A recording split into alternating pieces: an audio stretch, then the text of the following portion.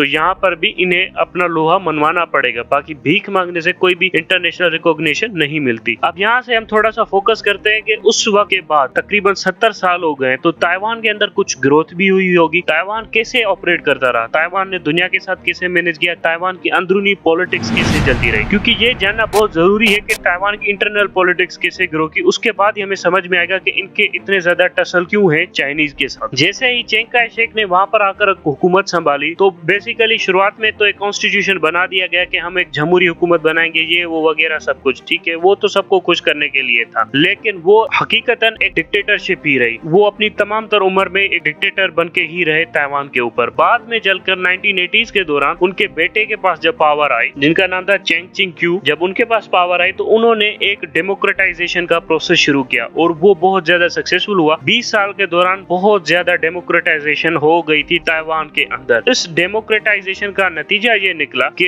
2000 में जो नया प्रेसिडेंट आया ताइवान का, वो क्यू मिंटोंग की पार्टी से नहीं था। क्यू मिंटोंग चिंग काई शेक की पुरानी पार्टी थी जो यहाँ पर हुकूमत कर रही थी, मतलब उसे हम शॉर्ट में कहते हैं नॉन केएमटी प्रेसिडेंट। ये पहला प्रेसिडेंट था जो नॉन केएमटी था। क्यू मिंटोंग जो पुरानी पार्टी चल रही हुई आ रही थी वहां से नहीं था, वो प्रेसिडेंट था डीपीपी, डेमोक्रेटिक प्रोग्रेसिव पार्टी, और वो वहां से आया था। ये एक बिल्कुल नई तरह की जनरेशन थी जो काफी डेमोक्रेटिक और प्रोग्रेसिव और लेफ्ट लिबरल तरह की जमहूरी पार्टी थी। सो ये उन लोगों से आई हुई थी। ये काफी ह्यूमन राइट्स और एक्टिविज्म पे बिलीव करते थे। सो इन लोगों की पार्टी ने आकर यहाँ पर पहली बार इलेक्शन में अपना प्रेसिडेंट खड़ा किया और उसे जीता, और अब तक यहाँ पर वही लोग प्रेसिडेंट बनाते हुए आ रहे हैं। ये जो डीपीपी के पॉलिटिकल वर्कर्स हैं, पॉलिटिकल फिलोसोफर्स हैं, ये थिंक टैंकर्स हैं, ये चाइना की अथॉरिटेरियन रिजीम यानी स्ट्रिक्ट लॉ वाली सेंट्रल गवर्नमेंट को कुछ ज्यादा पसंद नहीं करते। इसी वजह से ये दिन ब दिन आए दिन कोशिश करते रहते हैं कि ये चाइना के साथ अपना डिस्टेंस मेंटेन करते रहे, और इन्होंने इतनी अच्छी मूवमेंट्स चलाई है ताइवान के अंदर कि अब बहुत सारी मेजॉरिटी ऑफ पॉपुलेशन चाइना के साथ रीयूनिफाई नहीं होना चाहती। चिंग काई शेक के बेटे ने यहाँ पर जमहूरियत लाने की कोशिश की, तो वहाँ पर एक और लीडर था जिसने ताइवान की जमहूरियत को फैलाने में सबसे बड़ा रोल प्ले किया। उसका नाम था ली तांगू, और इसे फादर ऑफ डेमोक्रेसी या फादर ऑफ चाइनीज डेमोक्रेसी भी कहा जाता है, क्योंकि इन्होंने काफी लेवल पर जाकर, ग्रास रूट लेवल पर जाकर जमहूरियत के फलसफे को समझाने में कोशिश की, और इन्हीं के फलसफे के नतीजे में 2000 में एक और डीपीपी नॉन क्यूमिंगतंग पार्टी का बंदा आ गया जिसने प्रेसिडेंटशिप ऑफ ताइवान संभाल ली। चाइना ने इन पूरे वक्त के दौरान ताइवान के साथ अपने रिलेशनशिप बनाने की बड़ी अच्छी कोशिश। चाइना ने एक सिस्टम पुट किया था 1980 में, 1 कंट्री 2 सिस्टम्स, मतलब एक मुल्क हो और उसमें 2 सिस्टम चला रहा हो आप। इस तरह का आइडिया 1980s में चाइना ने प्रेजेंट किया, जिसका मकसद था कि चाइना को रीयूनिफाई किया जा सके उन तमाम तर एरियाज के साथ जो चाइना से अलग हो चुके हैं। इस तरह की पॉलिसी से हांगकांग तो चाइना के साथ मिल ही गया, लेकिन ताइवान ने इस तरह की पॉलिसी को बड़ा ही मुस्तरद कर दिया, सख्ती से रिजेक्ट कर दिया। ये पॉलिसी ऐसे थी कि मुल्क एक रहेगा, सेंट्रल गवर्नमेंट एक रहेगी, बट आप अगर दूसरा सिस्टम लगाना चाहते हो हांगकांग के अंदर तो आप लगा लो। ताइवान अगर अपनी इंडिपेंडेंस थोड़ी बहुत रखना चाहता है रख ले, अपना ही जमहूरी सिस्टम चला ले, लेकिन जो मुल्क रहेगा वो चाइना रहेगा और उसके अंडर ही ताइवान अपना काम कर सकता है। इस तरह की पॉलिसी सक्सेसफुल हो सकती थी, लेकिन ताइवान ने काफी स्ट्रिक्टली इसे नो कर दिया। और ऊपर से ये हुआ कि 2000 में मिस्टर चेन शुई बेन की जो प्रेसिडेंसी थी वो आगे थे। ये मिस्टर चेन शुई बेन ये थे कि काफी सख्त एंटी चाइना मौकिफ रखते थे और प्रो इंडिपेंडेंस मौकिफ रखते थे। प्रो इंडिपेंडेंस मौकिफ ये था मिस्टर शुई ची बेन का कि बहुत हो गया कि ताइवान चाइना के अंडर रहते हुए काम करता रहा है, अब ये सबसे ज्यादा इंपॉर्टेंट ये है ताइवान के लिए कि वो खुद को इंडिपेंडेंट स्टेट डिक्लेयर करे। इंडिपेंडेंट स्टेट्स के लिए इन्होंने काफी ज्यादा कैंपेन चलाई थी अपने प्रेसिडेंट बनने से पहले, और इस तरह के इंडिपेंडेंट स्टेट बनने से ये होता था कि ताइवान काफी ज्यादा डिप्लोमेटिक रिलेशन रख सकता था पूरी दुनिया के साथ, और फिर ताइवान को इकोनॉमिकली असिस्टेंस भी मिल सकती थी और उन्हें यूनाइटेड नेशन में सीट भी मिल सकती थी। जैसे ही इन्होंने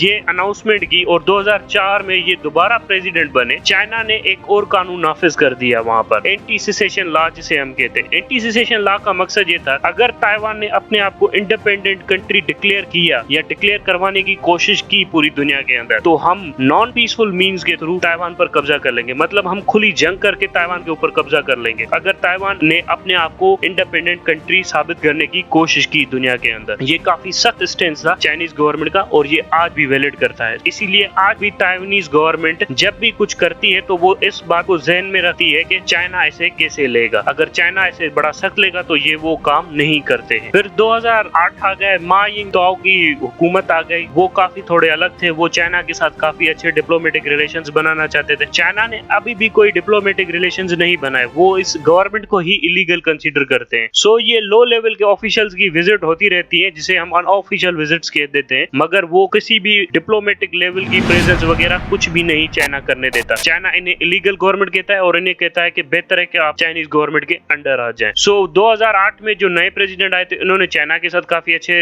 ताल्लुकात बनाए, बिजनेस लेन देन हुई, फ्लाइट आना जाना शुरू हुई। इससे यह हुआ कि 1.5 मिलियन के करीब ताइवानीज की जो डिपेंडेंस थी वो चाइना के पास हो गई। ताइवान चाइना के ऊपर इकोनॉमिक डिपेंडेंट हो गया और ये सारे पॉपुलेशन 1 मिलियन के करीब पॉपुलेशन ताइवान की चाइना के अंदर अपना रोजगार ढूंढने लगी। सो धीरे धीरे ताइवान इकोनॉमिकली डिपेंडेंट हो गया चाइना के ऊपर। ये 2016 में चले गए। 2016 में एक और प्रेसिडेंट आ गए, वो भी डीपीपी के थी, वो एक खातून थी। सो वो डीपीपी के मेंबर्स जो थे ना, वो काफी डेमोक्रेटिक और एंटी चाइना सेंटीमेंट रखते थे और ये प्रो अमेरिकन हुआ करते थे। फिर जैसे ही ये खातून आ गई तो इन्होंने फिर वही डंडा दिया कि काहे का चाइना, कैसा चाइना, और ये काफी ज्यादा एक्टिवली रोल भी प्ले करती रहती थी अपनी पॉलिटिकल करियर में कि हम चाइना के साथ यूनिफाई नहीं होंगे, कोई यूनिफिकेशन नहीं होगी। फिर ये 2020 में दोबारा प्रेसिडेंट इलेक्ट हो गई और इस टाइम पर तो ऑलमोस्ट 8 मिलियन का वोट लेकर आ गई। ये बहुत बड़ा मैंडेट था जो इन प्रेसिडेंट खातून को मिला। का नाम था मिस्टी वॉन। तो यहाँ पर यही मसला हुआ कि चाइना ने इस बात को काफी सीरियसली ले लिया और उसके बाद ये जेट्स और इनकर्जन्स आप देख ही रहे हो। अब ताइवान के कानून के मुताबिक कोई भी प्रेसिडेंट 2 बार से ज्यादा इलेक्ट नहीं हो सकता। अब उम्मीद ये लगा सकते हैं आप लोग कि 2024 में जब ये प्रेसिडेंसी से हट जाएंगी तो ताइवान और चाइना के रिलेशन काफी नॉर्मलाइज हो जाएंगे। लेकिन इस वक्त ताइवान के पास कुछ ज्यादा ऑप्शंस अवेलेबल नहीं है, क्योंकि इनके पास कोई इंटरनेशनल रिकॉग्निशंस भी नहीं है और ना ही कोई इनकी इंटरनेशनल गवर्नमेंट भी मानी जा रही है। सो लीगली ये काफी कंस्ट्रेंट है। अब यहाँ पर थोड़ी बहुत जो मतलब समझ लेना खुन्नस वो निकाल देते हैं ये अमेरिकन प्रेसिडेंट। बराक ओबामा ने हथियार बेचने की कोशिश की, एक बार $6 बिलियन के, फिर एक बार $1.5 बिलियन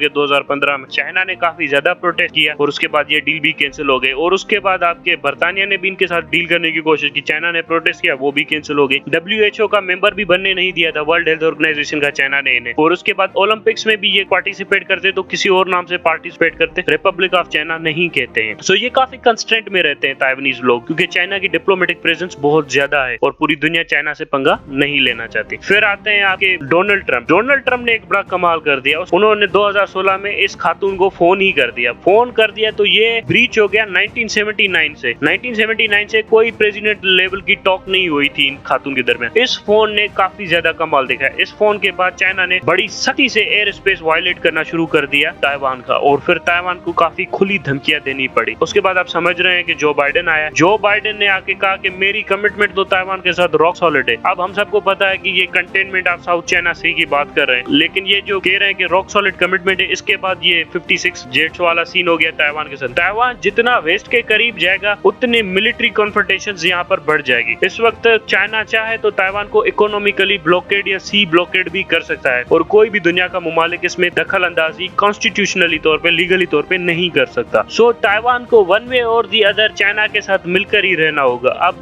जितना रेजिस्ट करेंगे उतना मुश्किल होगा, जितनी जल्दी थोड़ा समझा बुझा लेंगे अपने आप को तो उतना आसान होगा। पर यहाँ पर एक अजीब सी बात होगी कि ताइवान की पॉपुलेशन को इस तरह से डॉक्ट्रिनेट किया गया है कि वो चाइना के साथ नफरत करते हैं। नफरत भी जरा हार्ड वर्क, चाइना के अथॉरिटेरियन सिस्टम को कुछ ज्यादा पसंद नहीं करते, वो जमहूरियत और खुले सिस्टम को ज्यादा पसंद करते हैं। सो इस तरह से इन दोनों सिस्टम्स का कॉम्बिनेशन कैसे चलेगा ये काफी मुश्किल होगा। जब भी हांगकांग में कुछ गड़बड़ होती है तो ये डीपीपी के पॉलिटिकल मेंबर्स कहते हैं देखो हमने नहीं कहा था कि चाइना एक अथॉरिटेरियन रेजिम है, वहां पर सख्ती से काम ले रही है, हांगकांग वालों को मार रही है, हांगकांग के एक्टिविस्ट को मार रही है, और ये प्रेसिडेंट खातून भी हांगकांग के प्रोटेस्ट की हामी थी। सो ये सारा किस्सा है जो चाइना और ताइवान के अंदर चल रहा है। मैं उम्मीद करता हूँ आप सबको समझ में आ गया होगा। Thank you very much.